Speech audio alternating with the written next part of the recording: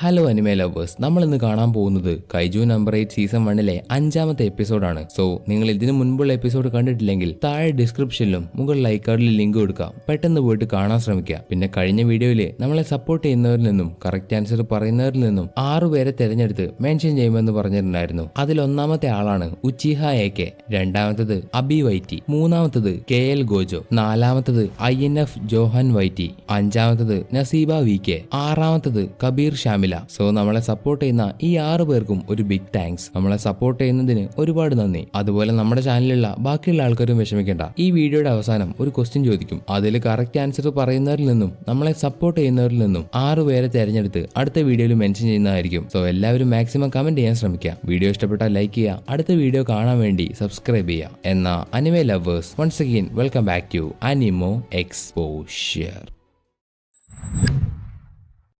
എപ്പിസോഡിന്റെ തുടക്കത്തിൽ Kafka tension അടിച്ച് പേടിച്ച് അലറിക്കൊണ്ടിരിക്കുകയാണ്. കാഫ്കയുടെ തൊട്ടടുത്ത് തന്നെ ഇച്ചിക്കാവ് ഇരിക്കുന്നുണ്ട്. അയ്യോ, എനിക്ക് പേടിയാവുന്നുണ്ട്. ഇതിനെല്ലാത്തിനും കാരണം നീയാണ്. അവന്റെ ഒടുക്കത്തൊരു പ്രോത്സാഹനം. നീ എന്നെ പ്രോത്സാഹിപ്പിച്ചത് കൊണ്ടാണ് എന്റെ ഗതി ഇങ്ങനെ ആയത് എന്ന് പറഞ്ഞ് കാഫ്ക വെറുതെയായിട്ട് ഇച്ചിക്കാവെ ചീത്ത പറയുന്നു. ഇതിന് കാരണം അവരുടെ റിസൾട്ട് വരാനായി. അതുകൊണ്ടാണ് കാഫ്കയ്ക്ക് ഇത്ര ടെൻഷൻ. ഇതേ സമയത്ത് തന്നെ അവരുടെ ലീഡർ അവിടേക്ക് വരുന്നു. ഇതാ, നിങ്ങൾക്ക് രണ്ടുപേർക്കും ഒരു ലെറ്റർ വന്നിട്ടുണ്ട്. ആ ലെറ്റർ വേറെ ഒന്നുമല്ല, രണ്ടുപേരുടെയും റിസൾട്ടാണ്. രണ്ടുപേർക്കും നല്ല ടെൻഷൻ ഉണ്ട്. എന്നാലും അവർ രണ്ടുപേരും അത് ഒരുമിച്ച് തുറക്കാൻ വേണ്ടി തീരുമാനിച്ചു. അങ്ങനെ കാഫ്ക 1, 2, 3 എന്ന് പറയുമ്പോൾ രണ്ടുപേരും അവരുടെ ആ കത്ത് തുറന്നു. അതിലെ റിസൾട്ട് കാണുമ്പോൾ കാഫ്ക ഷോക്ക് ആവുന്നുണ്ട്. അതിനുശേഷം കാണിക്കുന്നത് ടെസ്റ്റിന് പാസ്സായ എല്ലാവരെയും വിളിച്ചു വരുത്തിയിട്ടുണ്ട്. പ്രത്യേകിച്ച് കിക്കോറു ഷിനോമിയ, അവൾക്കാണ് ഫസ്റ്റ് റാങ്ക്. പക്ഷെ എല്ലാവരും വന്നിട്ടുണ്ടെങ്കിലും അവിടെ കാഫ്ക മാത്രമല്ല. ഇപ്പൊ ഇച്ചിക്കാവയും അവിടെ ഉണ്ടായിരുന്ന ഇഹാറുവും തമ്മിൽ പരിചയപ്പെടുന്നുണ്ട്. അപ്പൊ ഇഹാറു ഇച്ചിക്കാവയോട് ചോദിക്കും, എവിടെ നിന്റെ കൂടെ ഉണ്ടായിരുന്ന ആ കിളവൻ, അങ്ങേര് തോറ്റുപോയോ? അത് കേട്ട് ഇച്ചിക്കാവ, ഓ സീനിയറോ അദ്ദേഹം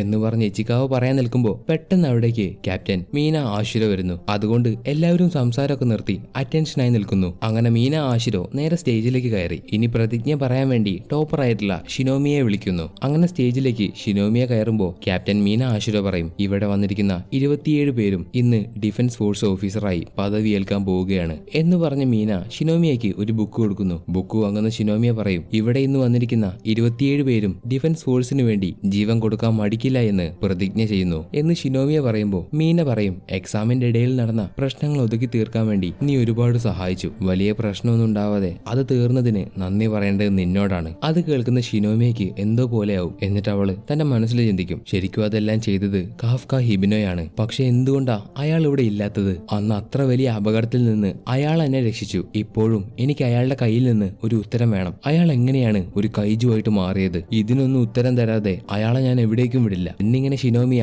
അവളുടെ മനസ്സിൽ പറയുമ്പോ പെട്ടെന്ന് വാതിലിന്റെ അവിടെ നിന്ന് excuse me, may I come in എന്ന് പറഞ്ഞ് മാസായിട്ട് വരാതെ ഉള്ളിലേക്ക് ചാടിയാണ് കാഫ്ക വന്നത്. അത് കാണുന്ന ഷിനോമിയയ്ക്കും ബാക്കിയുള്ള എല്ലാവർക്കും സന്തോഷമായി. ഇപ്പൊ കാഫ്ക എങ്ങനെയാണ് സെലക്ട് ആയതെന്ന് ഒരു പാസ്റ്റ് കാണിക്കുന്നു. എല്ലാവരും കൂടിയിരിക്കുന്ന മീറ്റിംഗിൽ വെച്ച് കാഫ്കയുടെ മാർക്ക് എടുത്തു നോക്കുമ്പോൾ ഫിറ്റ്നസ് ടെസ്റ്റില് കാഫ്കയുടെ മാർക്ക് വളരെ കുറവാണ്. ആപ്റ്റിറ്റ്യൂഡ് ടെസ്റ്റിലും വലുതായിട്ട് ഒന്നുമില്ല. അതുകൊണ്ട് ഇവനെ സെലക്ട് ചെയ്യേണ്ടെന്ന് അവിടെയുള്ള എല്ലാവരും തീരുമാനിക്കും. അത് കേൾക്കുന്ന മീന കാഫ്കയെ പറ്റി പറയാൻ വരുമ്പോ പെട്ടെന്ന് വൈസ് ക്യാപ്റ്റൻ ഇടയിൽ കയറി പറയും, അവനെ ഞാൻ എടുത്തോളാം, എനിക്കറിയാം അവന്റെ മാർക്ക് കുറവാണ്, ഒരു ഓഫീസർ ആവാനും മാത്രം കഴിവൊന്നും അവനില്ല. പക്ഷേ കഴിഞ്ഞ എക്സാമില് കൈജുവിന്റെ വീക്ക് ആയിട്ടുള്ള സ്പോട്ട് മുഴുവൻ അവൻ കണ്ടുപിടിച്ചു. എന്നിട്ടും അവൻ അതിനെ കൊല്ലാതെ ബാക്കിയുള്ളവര് അതിനെ കൊല്ലാൻ വേണ്ടി അവൻ അവരെ സഹായിച്ചു. അതുകൊണ്ട് തന്നെ ഇവന്റേതുപോലെ ഒരുത്തം പോലും ഉണ്ടാവില്ല. പ്രത്യേകിച്ച് അവൻ വാ തുറന്ന എനിക്ക് ചിരി നിർത്താനേ കഴിയില്ല. പക്ഷെ ഞാൻ അവനെ ഒരു മുഴുവനായിട്ടുള്ള ഓഫീസർ ആക്കില്ല. പകരം ഞാൻ അവനെ എന്റെ കൂടെ നിർത്തിയിട്ട് ട്രെയിനിങ് കൊടുക്കും. ഇങ്ങനെയാണ് കാഫ്ക സെലക്ട് ആയത്. ഒരു മുഴുവനായിട്ടുള്ള ഓഫീസർ അല്ലെങ്കിലും ട്രെയിനിങ് ഒക്കെ കഴിയുമ്പോൾ കാഫ്കയ്ക്ക് ഒരു ഓഫീസറായിട്ട് മാറാൻ കഴിയും. ഈ ഒരു കാര്യം മീന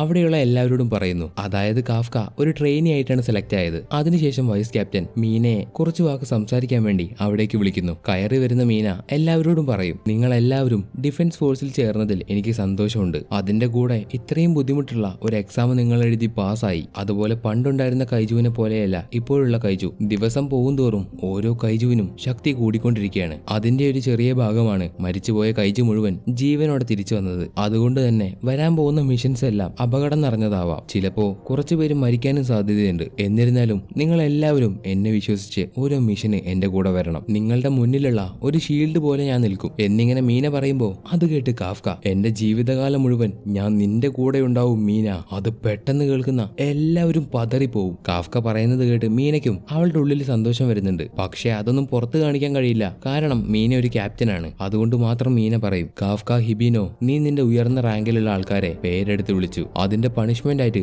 നീ ഒരു 100 പുഷപ്പ് എടുക്കണം. പെട്ടെന്ന് വൈസ് ക്യാപ്റ്റൻ പൊട്ടിച്ചിരിക്കുന്നു. ഞാൻ നിങ്ങളോടൊക്കെ ആദ്യമേ പറഞ്ഞില്ലേ ഇവൻ കോമഡിയാണെന്ന്. ഇപ്പൊ മീന അവിടെ നിന്ന് ഇറങ്ങി പോകുമ്പോ വൈസ് ക്യാപ്റ്റൻ പെട്ടെന്ന് ഒരു കാര്യം ശ്രദ്ധിക്കും. കാഫ്ക പറഞ്ഞതിന് മീന അവിടെ നിന്ന് ചിരിച്ചുകൊണ്ടാണ് ഇറങ്ങിപ്പോയത്. ഇപ്പൊ കാഫ്ക അവന്റെ പണിഷ്മെന്റ് ആയിട്ടുള്ള 100 പുഷപ്പ് എടുത്തോണ്ടിരിക്കുമ്പോ വൈസ് ക്യാപ്റ്റൻ ഹൊഷീനെ ചിന്തിക്കും, ഇവനെ ഞാനിവിടെ സെലക്ട് ചെയ്തതിന് മറ്റൊരു കാരണമുണ്ട്. അന്ന് എല്ലാ കൈജുവും ജീവനോടെ തിരിച്ചു വന്ന സമയത്ത് അവിടേക്ക് ആപത്തിന്റെ ശതമാനം 9.8 ഉള്ള ഒരു കൈജു വന്നു. ആ ഒരു കൈജുവിന്റെ സിഗ്നൽ കിട്ടിയ അതേ സമയത്ത് തന്നെ മറ്റൊരാളുടെ സിഗ്നല് ഞങ്ങൾക്ക് നഷ്ടപ്പെട്ടു. ആ ഒരു സിഗ്നൽ പോയത് വേറെ ആരുടെയുമല്ല, കാഫ്കയുടേതാണ്. ഇവനും അതും തമ്മിൽ എന്തെങ്കിലും ബന്ധമുണ്ടോ എന്ന് അറിയാൻ വേണ്ടിയാണ് ഇവനെ ഞാൻ എന്റെ കൂടെ നിർത്തിയത് എന്നിങ്ങനെയൊക്കെ എന്തൊക്കെയോ മനസ്സിലായ വൈസ് ക്യാപ്റ്റൻ ചിന്തിക്കുമ്പോൾ കാഫ്ക ഇവിടെ 100 പുഷപ്പ് കഷ്ടപ്പെട്ടെടുത്തു. ഇതേ സമയത്ത് തന്നെ അവിടേക്ക് ഷിനോമിയ വന്ന് കാഫ്കയോട് സംസാരിക്കണമെന്ന് പറയുന്നു. അത് കേട്ട് കാഫ്ക ഇച്ചിക്കാവയെ നോക്കി അതും ഇതൊക്കെ പറയുമ്പോ, മര്യാദയ്ക്ക് എന്റെ കൂടെ വരാനല്ലേ പറഞ്ഞേ എന്ന് പറഞ്ഞ് ഷിനോമിയ കാഫ്കയെ ഒരൊറ്റ ചവിട്ട്. അതിനുശേഷം കാഫ്കയും ഇച്ചിക്കാവയും ഷിനോമിയെ പോയി കാണുന്നു. അവിടെ വെച്ച്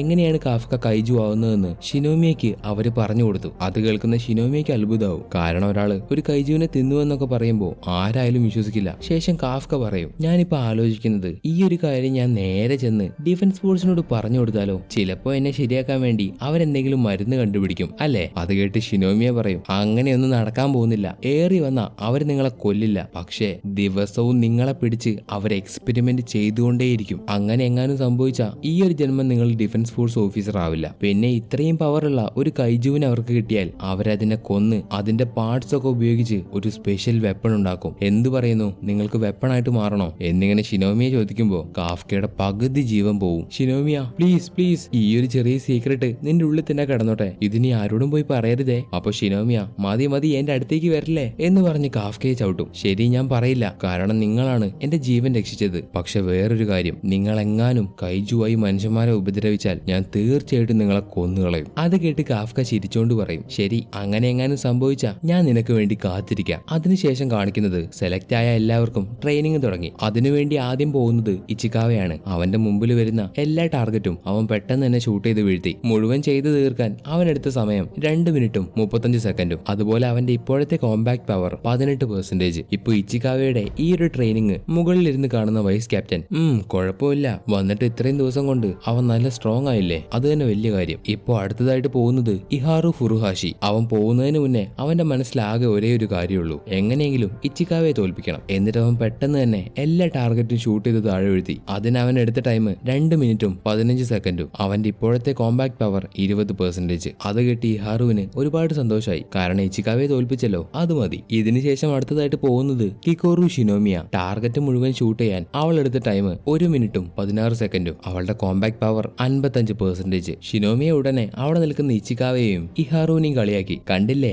നിങ്ങളുടെ രണ്ടുപേരുടെയും കോമ്പാക്ട് പവർ കൂട്ടി വെച്ചാലും എന്റെ പവറിന്റെ അടുത്തെത്താൻ പോകുന്നില്ല. അതിനുശേഷം അടുത്തതായിട്ട് കഗുറാഗിയാണ് ട്രെയിനിങ്ങിന് പോയത്. അവന്റെ ഇപ്പോഴത്തെ കോമ്പാക്ട് പവർ 25 ആയി. എന്നാൽ അവൻ എപ്പോഴും മത്സരിക്കുന്നത് ഹറാച്ചിയുടെ കൂടെയാണ്. അവർ രണ്ടുപേരുമാണ് അങ്ങോട്ടും ഇങ്ങോട്ടും വിട്ടുകൊടുക്കാതെ മത്സരിക്കുന്നത്. ഇതിനുശേഷം കാഫ്കയുടെ ട്രെയിനിങ് കഴിഞ്ഞു. അവൻ മുഴുവൻ ഷൂട്ട് ചെയ്ത് തീർക്കാനെടുത്ത സമയം 6 മിനിറ്റ് 39 സെക്കൻഡ്. അവന്റെ കോമ്പാക്ട് പവർ ആണെങ്കിലോ 1%. കുഴപ്പമില്ല, ആദ്യത്തെക്കാട്ടിലും ബെറ്റർ ആണ്. ഇപ്പൊ കാഫ്ക 1% ആയ സന്തോഷത്തിൽ ഷിനോമിയുടെ പുറകിലൂടെ ഓടും. പക്ഷെ അവൾക്കാണെങ്കിൽ 55% ഉണ്ട്. എന്നാലും കാഫ്ക അവളുടെ പിന്നാലെ സന്തോഷത്തോടെ ഓടുന്നു. ഇതേ സമയത്ത് ഹുഷീന കാഫ്കയെ വിളിക്കും, ഹേയ് കാഫ്ക, ഇതൊക്കെ എന്ത് പവറാടാ, നീ ഇങ്ങനെ പോവാണെങ്കിൽ നീ ഒരിക്കലും ഓഫീസർ ആവില്ല. അതുപോലെ ഇനി വെറും 3 മാസമുള്ളൂ. അതിന്റെ ഉള്ളിൽ ഒന്നും സംഭവിച്ചിട്ടില്ലെങ്കിൽ നിന്നെ ഇവിടുന്ന് അടിച്ചോടിക്കും. എന്തായാലും ശരി, ഇന്നത്തെ നിങ്ങളുടെ ട്രെയിനിങ് തീരാൻ വേണ്ടി ഈ സ്ഥലം മുഴുവൻ നിങ്ങൾ 10 റൗണ്ട് ചുറ്റണം. അത് കേട്ട എല്ലാവരും എന്ത് 10 റൗണ്ടോ എന്ന് ചോദിക്കുമ്പോ ഹുഷീന പറയും, എന്നാ ശരി 15 റൗണ്ട്, വേഗം പോയി ഓട്. അത് കേട്ട്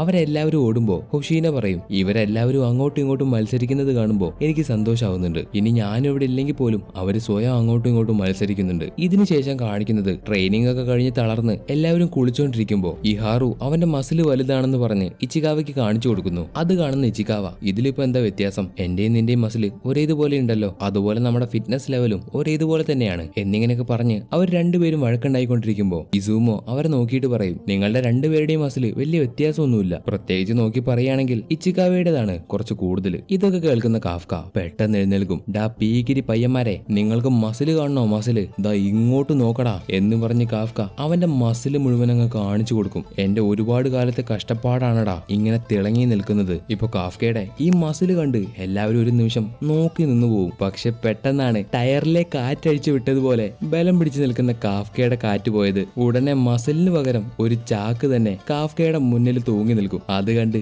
അവിടെയുള്ള എല്ലാവരും പൊട്ടിച്ചിരിക്കുന്നു. പ്രത്യേകിച്ച് ഇഹാറു കാഫ്കയോട് പറയും, ഇത്രയും നേരം നീ കാറ്റ് പിടിച്ചു വെച്ചിരിക്കുകയായിരുന്നോ? നിന്റെ ഇത്രയും വലിയ ചാക്ക് വെച്ച് നിനക്കൊരിക്കലും ഡിഫൻസ് ഫോഴ്സിൽ ചേരാൻ കഴിയുമെന്ന് എനിക്ക് തോന്നുന്നില്ല എന്ന് പറഞ്ഞ് ഇഹാറു പൊട്ടിച്ചിരിക്കുമ്പോ പെട്ടെന്ന് കാഫ്ക പറയും, ബോഡി ഷെയ്മിങ് ചെയ്യുന്നോടാ പട്ടികളെ. നിങ്ങളൊക്കെ കണ്ടോ, നിങ്ങൾക്കൊക്കെ എന്റെ വയസ്സാവുമ്പോ ഇതിലും വലിയ വയർ നിങ്ങൾക്കുണ്ടാവും. സത്യം പറഞ്ഞ ഇവിടെ വന്നതിന് ശേഷം എനിക്ക് ഒരുപാട് വെയിറ്റ് കുറഞ്ഞിട്ടുണ്ട്. എന്നാൽ കാഫ്ക പറയുന്നത് കേട്ട് ഇഹാറു വീണ്ടും വീണ്ടും പൊട്ടിച്ചിരിക്കുന്നു. ഇവിടെ ഇങ്ങനെയൊക്കെ ഇവര് കളിയാക്കി സംസാരിക്കുമ്പോ ആ റൂമിലേക്ക് കഗുറാഗി വരുന്നു. അവന്റെ മസിൽ കണ്ട് എല്ലാവരും വെള്ളത്തിലേക്ക് എടുത്തിയാടി. കാരണം അവന്റെ മുമ്പിൽ അവരുടെ ബോഡി ഒന്നുമല്ല. അതുകൊണ്ട് പതിയെ അവര് വെള്ളത്തിൽ മുങ്ങിക്കിടന്നു. ഇതിനുശേഷം കുളിച്ച് ഫ്രഷ് ആയിട്ട് തുണി കഴുകാൻ വരുന്ന ഷിനോമിയെയും 2 പെൺകുട്ടികളെയുമാണ് അവരാ റൂമിന്റെ വാതിൽ തുറക്കുമ്പോ അതിന്റെ അകത്തിരുന്ന് മീന ജ്യൂസ് കുടിച്ചോണ്ടിരിക്കുകയാണ്. എന്നിട്ട് മീനയെ കണ്ട ഷിനോമിയ അവളുടെ മസിലാണ് നോക്കുന്നത്. കാരണം മീനയ്ക്ക് നല്ല മസിലുണ്ട്. ഇപ്പൊ ഷിനോമിയ പറയും, എന്റെ അമ്മോ എന്തോരു മസിലാ, പക്ഷേ ഇവരുടെ പവർ വെച്ച് നോക്കുമ്പോ അത്ര മസിലൊന്നും കാണാനില്ല എന്നിങ്ങനെ ഷിനോമിയ പറയുന്നത് മീന കേട്ടു. എന്നിട്ട് മീന എന്താണെന്ന് ചോദിക്കുമ്പോ ഷിനോമിയ പറയും, നിങ്ങളുടെ മസിൽ നല്ലതാണ്. ഇങ്ങനെ മസിൽ വരാൻ വേണ്ടി നിങ്ങൾ എന്ത് ട്രെയിനിങ്ങാ ചെയ്യുന്നത്? അത് കേട്ട് മീന, നീ എന്റെ മുമ്പിൽ വന്ന് നിൽക്ക്, ഞാൻ നിനക്ക് പറഞ്ഞു തരാം. അത് കേട്ട് ഷിനോമിയ ഷോക്കാവുന്നു. അതിനുശേഷം കാണിക്കുന്നത് കാഫ്കയും ബാക്കിയുള്ളവരും എന്തിനു വേണ്ടിയാണ് ഈ ജോലിക്ക് വന്നതെന്ന് പറയുന്നു. ആദ്യം ഇഹാറു പറയും, അവനൊരു ദിവസം ബൈക്കിൽ വന്നുകൊണ്ടിരിക്കുമ്പോ ഒരു കൈജു അവനെ കൊല്ലാൻ വന്നു. ആ ഒരു സമയത്ത് അവനെ രക്ഷപ്പെടുത്തിയത് മീനയാണ്. അങ്ങനെ മീനയെ കണ്ട് ഇൻസ്പയർ ആയിട്ടാണ് ഇഹാറു ഇവിടെ വന്ന് ചേർന്നത്. എന്നാൽ ഇഹാറു മാത്രമല്ല, അവിടെയുള്ള എല്ലാവരും മീനയെ കണ്ട് ഇൻസ്പയർ ആയിട്ടാണ് ഡിഫൻസ് ഫോഴ്സിൽ വന്ന് ചേരാൻ തീരുമാനിച്ചത്. അതിനുശേഷം അവർ കാഫ്ക എന്തിനാണ് വന്നതെന്ന് ചോദിക്കുമ്പോൾ കാഫ്ക അവനും മീനയും ചെറുപ്പത്തിലെ കൂട്ടുകാരായിരുന്നു എന്ന കാര്യം പറഞ്ഞു തീർന്നതും അവിടെയുള്ള എല്ലാവരും അത്ഭുതത്തോടെ നോക്കി നിൽക്കും. എന്താ നിങ്ങൾ പറഞ്ഞത്? ക്യാപ്റ്റൻ മീന ആശ്രയും നിങ്ങളും ചെറുപ്പത്തിലെ കൂട്ടുകാരായിരുന്നു എന്നോ? അതുപോലെ ഡിഫൻസ് ഫോഴ്സിൽ ചേരുമെന്ന് നിങ്ങൾ പ്രോമിസ് ചെയ്തിരുന്നോ? പതിയെ കാഫ്ക അവിടെ നിന്ന് പോവാൻ നിൽക്കുമ്പോൾ അവിടെയുള്ള എല്ലാവരും അവനെ പിടിച്ചു നിർത്തും. നിങ്ങളും മര്യാദയ്ക്ക് മുഴുവൻ കഥയും പറഞ്ഞിട്ട് ഇവിടുന്ന് പോയാ മതി. അങ്ങനെ കാഫ്ക പതിയെ എല്ലാ കഥയും പറഞ്ഞു തുടങ്ങി. ഇതിനുശേഷം ഡ്രസ്സെല്ലാം ക്ലീൻ ചെയ്ത് അവിടേക്ക് വരുന്ന ഷിനോമിയെ കാണുന്നത് എല്ലാത്തിനെയും നിലത്ത് കിടത്തിയിരിക്കുന്നു. ഷിനോമിയ എന്തുപറ്റി, എന്താ ഇവിടെ പ്രശ്നം എന്ന് ചോദിക്കുമ്പോൾ അവിടെയുള്ളവര് ഷിനോമിയക്ക് പറഞ്ഞു കൊടുക്കും, ഇവര് കുറെ നേരം വെള്ളത്തിലിരുന്ന് ഇങ്ങനെ സംസാരിച്ചതുകൊണ്ടാണ് എല്ലാത്തിന്റെയും ബോധം പോയത്. എല്ലാവരും ക്യാപ്റ്റനെ പറ്റിയാണ് സംസാരിച്ചത്. അതിന് ഷിനോമിയ പറയും, ഇവന്മാരെല്ലാവരും മണ്ടന്മാരാണ്, വാ നമുക്ക് പോവാം. ഇതിനുശേഷം അവരുടെ ട്രെയിനിങ് സ്റ്റാർട്ട് ചെയ്തു. എല്ലാവരും ഓടുന്നു, ചാടുന്നു, കയറിൽ പിടിച്ച് വലിഞ്ഞു കയറുന്നു, ജിമ്മിലെ വർക്കൗട്ട് ചെയ്യുന്നു. എല്ലാവരും ഒരുമിച്ചാണ് ചെയ്യുന്നത്. പക്ഷെ എന്തൊക്കെയായാലും കാഫ്കയ്ക്ക് മാത്രം ട്രെയിനിങ് ചെയ്യാൻ കുറച്ച് ബുദ്ധിമുട്ടാണ്. എന്നാലും അവൻ തളർന്നു പോകുമ്പോൾ അവനെ സഹായിക്കാൻ വേണ്ടി ഇച്ചിക്കാവയുണ്ട്. ശേഷം ട്രെയിനിങ് ഒക്കെ കഴിഞ്ഞ് എല്ലാവരും ഉറങ്ങിക്കൊണ്ടിരിക്കുമ്പോൾ കാഫ്ക മാത്രം ഒരു സ്ഥലത്ത് പോയിരുന്ന് എന്തൊക്കെയോ അവന്റെ വർക്കുകൾ ചെയ്യുന്നു. ഇപ്പൊ അവന്റെ അടുത്തേക്ക് വൈസ് ക്യാപ്റ്റൻ ഹൊഷീന വന്നിട്ട് പറയും, എന്താ കാഫ്ക, ഉറങ്ങേണ്ട സമയത്ത് നീ ജോലി ചെയ്തോണ്ടിരിക്കുകയാണോ? അത് കേട്ട് കാഫ്ക പറയും, ഡിഫൻസ് ഫോഴ്സിൽ എനിക്കൊരു ഓഫീസറായിട്ട് മാറണം, അതിനുവേണ്ടിയാണ് ഇതൊക്കെ. അപ്പൊ പെട്ടെന്ന് ഹൊഷീന പറയുന്നു, നീ ഇതൊക്കെ ചെയ്യുന്നത് ക്യാപ്റ്റൻ ആശുരയ്ക്ക് വേണ്ടിയല്ലേ? അത് കേൾക്കുന്ന കാഫ്ക, എന്ത്,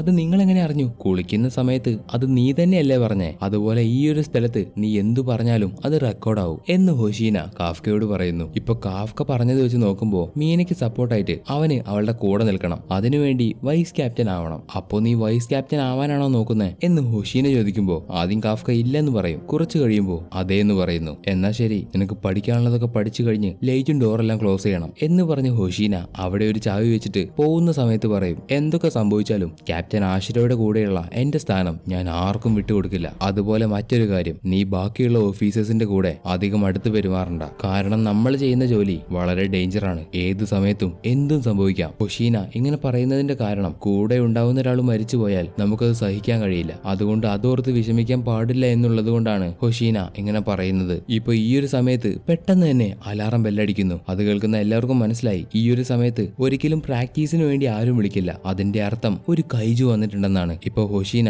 കാഫ്കയോട് പറയും, ഇതാണ് നിന്റെ ഫസ്റ്റ് മിഷൻ, എന്നാ നമുക്ക് പോവല്ലേ എന്ന് ഹൊഷീന കാഫ്കയെ നോക്കി പറയുന്ന ഈ ഒരു സീൻ കാണിച്ചുകൊണ്ട് എപ്പിസോഡ് ഇവിടെ അവസാനിക്കുന്നു. സോ വീഡിയോ ഇഷ്ടപ്പെട്ടാൽ ലൈക്ക് ചെയ്യുക, അടുത്ത വീഡിയോ കാണാൻ വേണ്ടി സബ്സ്ക്രൈബ് ചെയ്യുക. പിന്നെ വീഡിയോയുടെ തുടക്കത്തിൽ പറഞ്ഞതുപോലെ നിങ്ങൾക്കൊരു ക്വസ്റ്റ്യൻ ഉണ്ട്. ആ ക്വസ്റ്റ്യൻ ഇതാണ്, എന്തുകൊണ്ടാണ് വൈസ് ക്യാപ്റ്റൻ ഹൊഷീന കാഫ്കയെ സെലക്ട് ചെയ്തത്? അതെന്തുകൊണ്ടാണെന്ന് ജസ്റ്റ് കമന്റ് ചെയ്യുക. കറക്റ്റ് ആൻസർ പറയുന്നവരിൽ നിന്നും നമ്മളെ സപ്പോർട്ട് ചെയ്യുന്നവരിൽ നിന്നും 6 പേരെ തിരഞ്ഞെടുത്ത് അടുത്ത വീഡിയോയിൽ മെൻഷൻ ചെയ്യുന്നതായിരിക്കും. സോ എല്ലാവരും മാക്സിമം കമന്റ് ചെയ്യാൻ ശ്രമിക്കുക. എന്നാ അടുത്തൊരു വീഡിയോയുമായി കാണുന്നതുവരെ അനിമേ ലവേഴ്സ്, ഇറ്റ്സ് മീ അനിമോ.